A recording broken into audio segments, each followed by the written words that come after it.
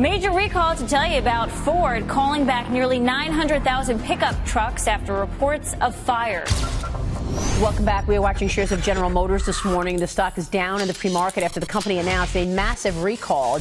Ram is recalling more than 300,000 pickup trucks in the U.S. because of a potential fire hazard. America's favorite vehicle just hit a wall, and no one's warning you. Across the country, over 900,000 trucks sit unsold, bleeding $60 million a day in dealer losses. Ford, Chevy, and Ram kept shipping luxury trucks nobody can afford, and now owners are drowning in loans worth $20,000 more than their vehicles. This isn't a slowdown. It's the biggest pickup market crash in U.S. history. Stay with me, because in the next few minutes, I'll show you the exact models collapsing first and how to protect your wallet before prices crater again. The American dream on life support. America's love affair with pickup trucks just died in a parking lot somewhere in Texas. Not with fanfare, not with headlines, just quietly, slowly, like watching someone you love slip away. Right now, across dealer lots in America, there are over 900,000 unsold pickup trucks sitting idle. F-150s, Silverados, Rams, Tundras.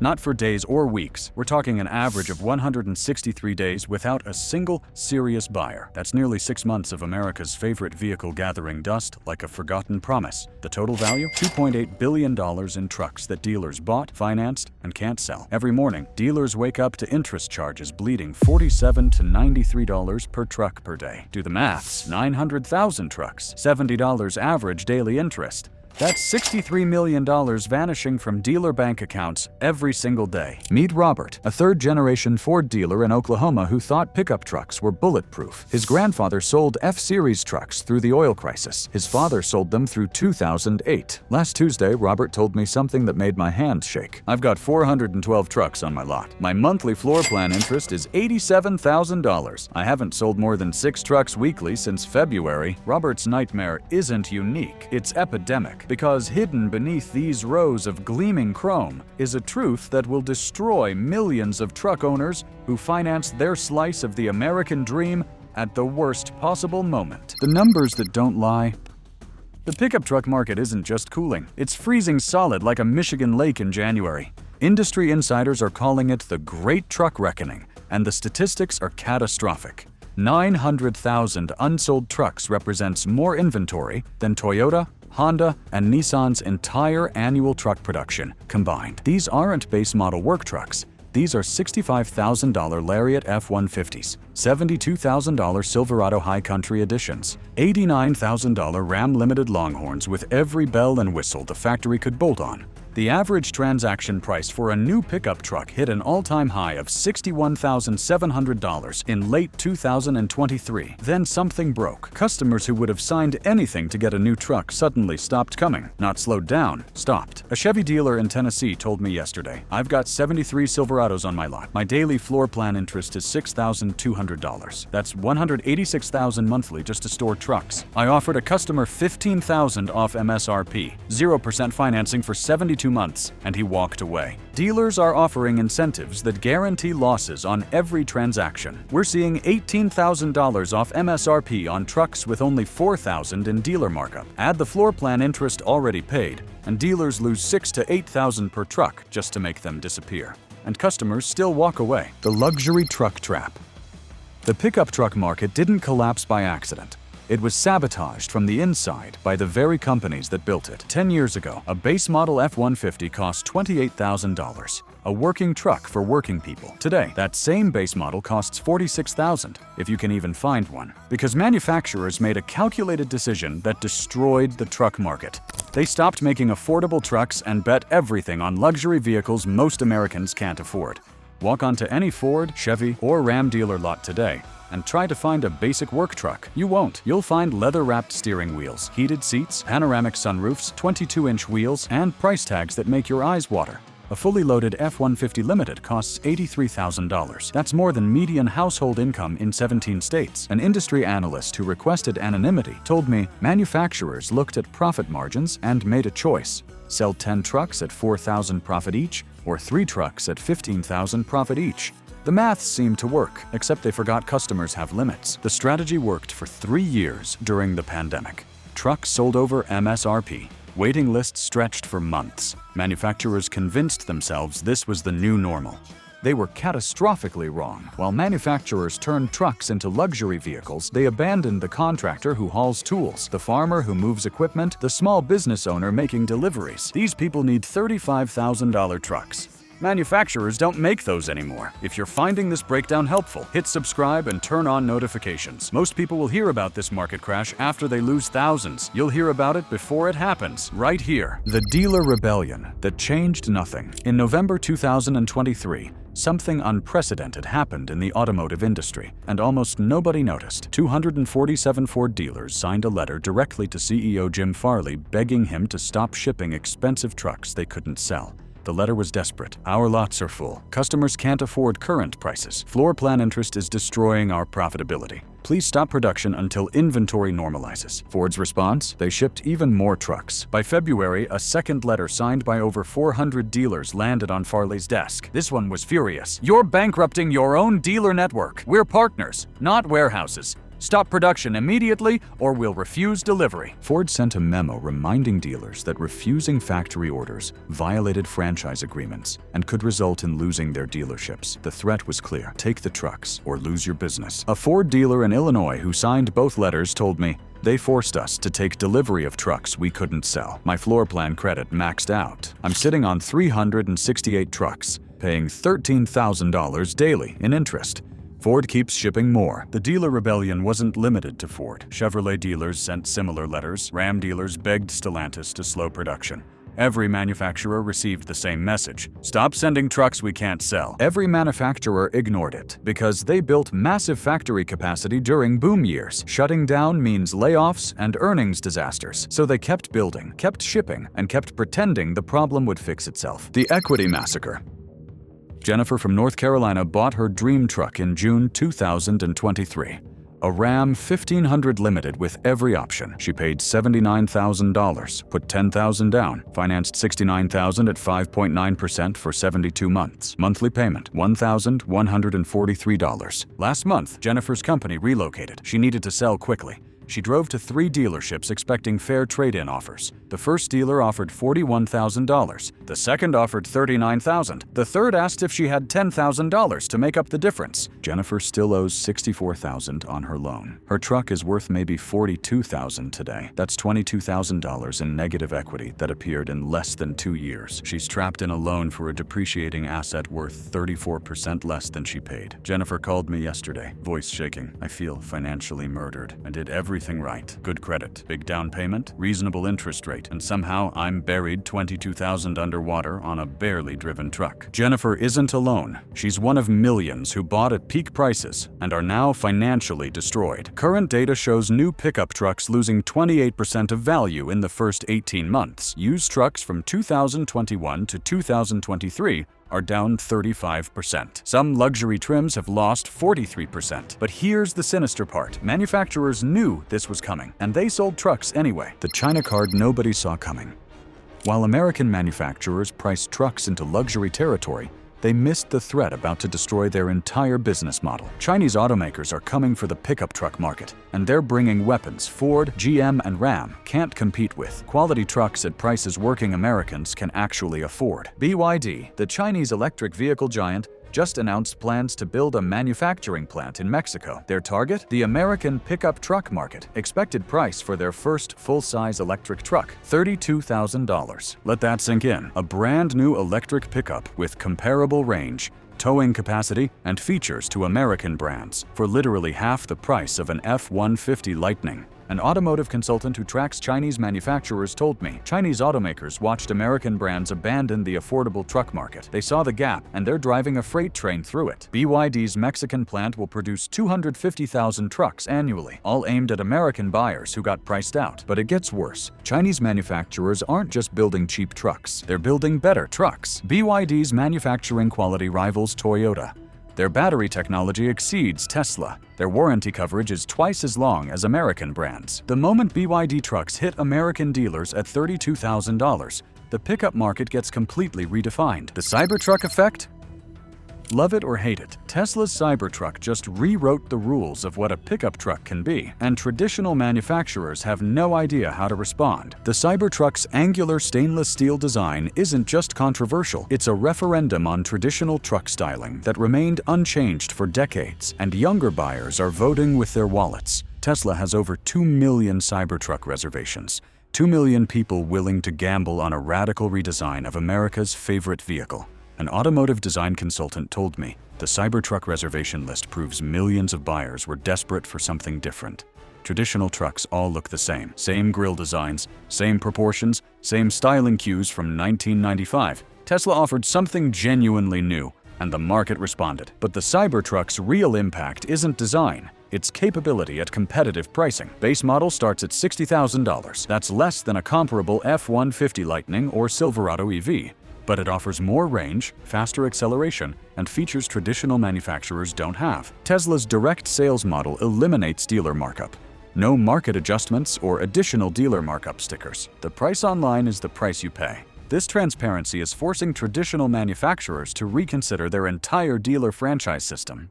The Cybertruck's manufacturing innovation is even more threatening. Tesla's gigacasting process reduces an F-150's 70-plus stamped body panels to just 4 cast pieces. This slashes manufacturing costs, speeds production, and improves quality. Traditional manufacturers can't replicate this without bulldozing factories and starting over. The masculinity tax. For 70 years, pickup trucks weren't just vehicles. They were identity statements that proved you were a real American, a hard worker, a provider. But something shifted in the culture, and suddenly owning a $70,000 luxury truck when you work an office job became a punchline. Social media has turned against truck owners who don't actually use their trucks. The term pavement princess describes trucks that never see dirt, never tow anything, never haul materials, trucks bought purely for image, and the mockery is brutal.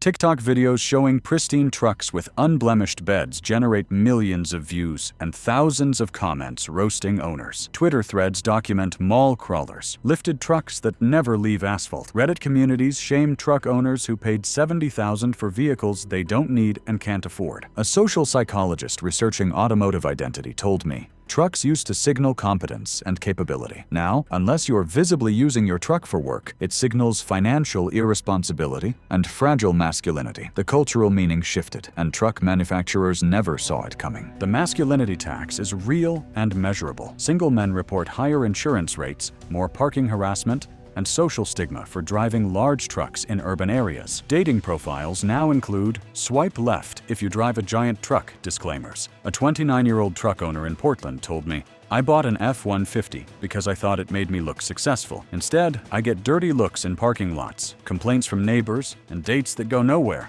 The truck cost me $68,000 and made my life worse. The finance companies revolt. While dealers struggle with unsold inventory and manufacturers scramble to respond to Chinese competition, the banks that finance it all just pulled the plug. Ally Financial, one of America's largest auto lenders, announced in March 2024 they're reducing pickup truck financing by 60%. Wells Fargo cut truck lending by 42%. Capital One stopped approving loans for trucks over $70,000 entirely. The credit freeze isn't about customer creditworthiness. It's about collateral values collapsing faster than customers can pay down loans. A credit executive at a major lender told me, we'd approve a $70,000 truck loan to a prime customer. 6 months later, that customer gets laid off and stops making payments. We repo the truck and send it to auction.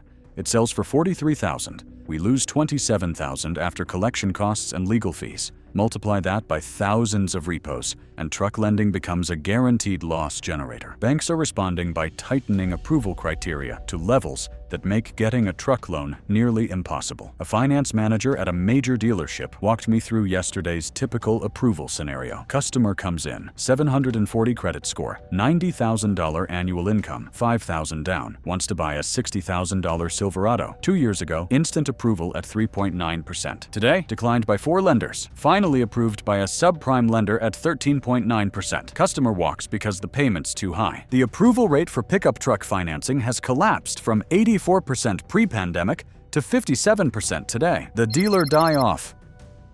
Welcome to the extinction event nobody predicted, the mass bankruptcy of America's pickup truck dealerships. In the last 6 months, 347 automotive dealerships across America have closed permanently. That's almost 2 dealers per day going out of business, and the closures aren't limited to small rural operations. Major metropolitan franchises with decades of history are shutting down because pickup truck inventory is killing them financially. A dealer association executive told me, "We're tracking over 800 dealerships currently in financial distress. These aren't dealers who might struggle. These are dealers actively negotiating with creditors, selling property, and preparing bankruptcy filings. The floor plan interest on unsold trucks is bleeding them faster than they can adapt. The maths is brutal and inescapable. A mid-sized Ford dealer with 300 trucks pays approximately $21,000 daily in floor plan interest. That's $630,000 monthly just to store trucks. To break even, that dealer needs to sell 63 trucks monthly at $10,000 profit each, but they're selling maybe 18 trucks monthly at $5,000 profit. A former Chevrolet dealer in Iowa who closed in March told me,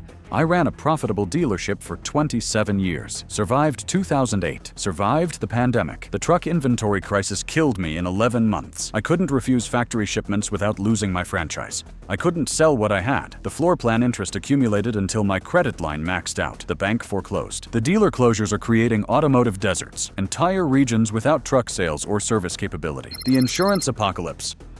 If you own a pickup truck, your insurance company is about to financially destroy you, and there's nothing you can do to stop it. Auto insurance rates for pickup trucks have increased an average of 43% in the last 2 years. But that's just the average. In some states, truck insurance has doubled. Texas truck owners are seeing rate increases of 97%. Florida drivers are getting hit with 114% hikes.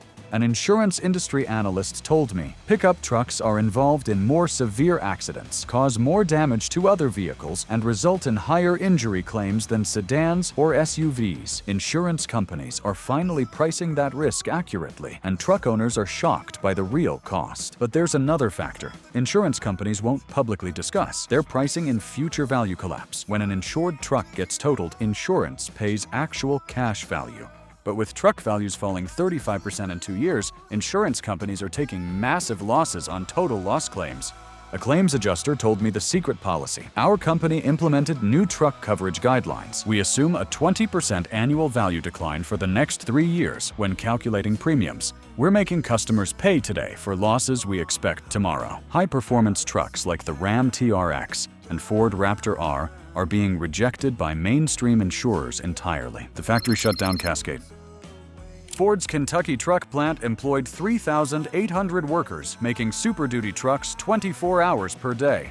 On September 14, 2024, Ford announced temporary closure of 1 production shift, 1,200 workers sent home. 2 weeks later, Ford announced the second shift would close temporarily. Another 1,400 workers furloughed. On October 1st, Ford announced the temporary closure was now indefinite. The entire plant shut down. 3,800 workers unemployed, families destroyed, a local economy collapsed. An UAW representative told me, Ford called it temporary, but they're removing equipment and reassigning managers. This plant isn't reopening. They destroyed 3,800 careers with a press release. But Kentucky isn't alone. GM shut down its Flint truck assembly, affecting 2,800 workers. Ram's Warren plant reduced capacity by 64%, cutting 2,300 jobs. Toyota's San Antonio truck plant cut shifts, eliminating 1,600 positions. The factory shutdowns are creating automotive ghost towns across America. These plants weren't just jobs. They were entire ecosystems supporting schools, restaurants, shops, and services.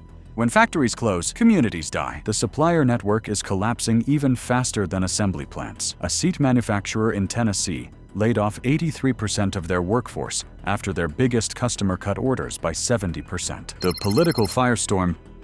The pickup truck crisis just became the most explosive political issue nobody saw coming, and it's about to determine the next election cycle. Trump's campaign is hammering the truck collapse as proof of failed policies. Biden's team is blaming corporate greed. Meanwhile, millions of truck owners are discovering they're financially destroyed, and they're looking for someone to blame. A political consultant specializing in automotive issues told me, pickup trucks aren't just vehicles. They're identity markers for working-class voters who decide elections in Michigan, Wisconsin, Pennsylvania, Ohio. When these voters lose $20,000 in truck equity, they don't blame themselves or the market. They blame whoever's in power. This crisis will swing the next election. Congressional hearings are already starting. The Senate Banking Committee announced investigations into auto lending practices. The House Energy and Commerce Committee is examining manufacturer pricing strategies. State attorneys general from 17 states are coordinating investigations into dealer finance manipulation. A congressional staffer told me what they're finding. We have evidence that manufacturers knowingly flooded dealers with overpriced inventory, while internal documents showed the market was collapsing. We have testimony from dealers threatened with franchise termination if they refuse deliveries. We have data showing lenders approved loans on vehicles they knew would be underwater immediately. This isn't market forces. This is systemic fraud. The political blame game is reaching fever pitch. Republicans blame environmental regulations. Democrats blame corporate greed. Independents blame everyone. And truck owners just want someone to fix the mess. The cultural reckoning. For 75 years, owning a pickup truck represented the American dream. Independence, capability, freedom to go anywhere and do anything. That dream just died in a dealer lot somewhere in Ohio, buried under 6 months of floor plan interest and negative equity. And what replaces it will look nothing like what came before. The pickup truck was never just transportation. It was identity. Owning a truck meant you were a builder, a worker, someone who did things with their hands. It meant you were self-reliant, capable, authentically American. But somewhere along the way, manufacturers corrupted that identity.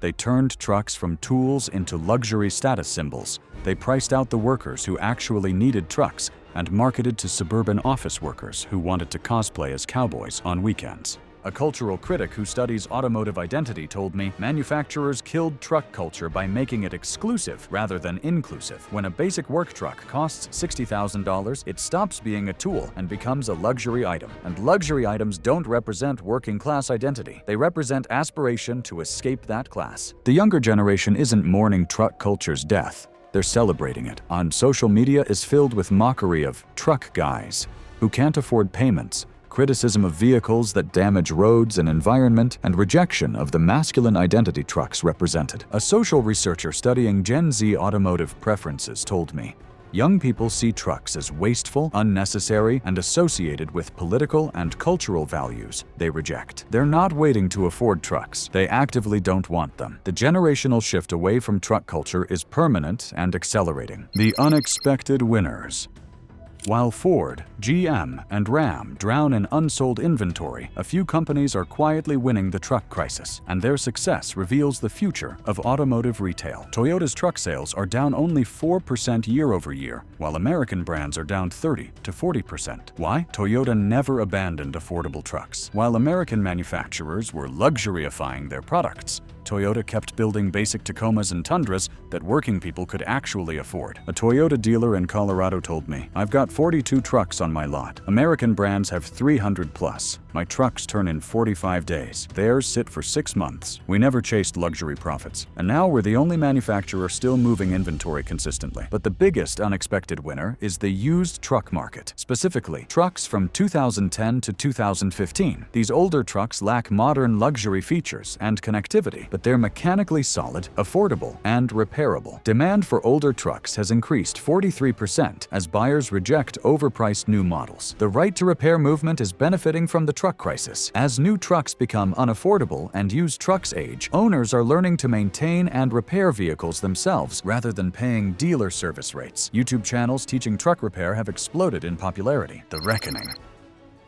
This is it. The moment when the $2.8 billion pickup truck crisis stops being industry news and becomes your personal financial problem. If you own a truck purchased in the last 3 years, you're likely underwater by $15,000 to $30,000. If you're thinking about buying a truck, you're stepping into a market where values are collapsing faster than you can pay down the principal. If you work in automotive retail, manufacturing, or supply chain, your job is less secure than you think. This crisis touches everyone, and the worst is still ahead. Vehicle values will continue declining as 900,000 unsold trucks eventually flood the market at desperate prices. When dealers finally capitulate and accept catastrophic losses, those sold trucks will reset market values even lower. Your truck is worth less today than yesterday, and it'll be worth less tomorrow than today. But here's what nobody wants to say out loud. This crisis is permanent. This isn't a dip or correction that recovers in 18 months. This is fundamental market restructuring. The pickup truck market that existed from 2015 to 2023 is gone forever. The $2.8 billion inventory crisis isn't the disease, it's the symptom. The real disease is corporate greed that prioritized quarterly earnings over long-term customer relationships. Manufacturer arrogance that assumed demand was infinite and inelastic. If this breakdown saved you from losing money, hit subscribe, because every day we uncover where prices are really moving next. In the next video, we'll show you the 5 used trucks gaining value while everything else collapses. Drop your take in the comments. Would you sell your truck now or ride out the crash and wait for recovery?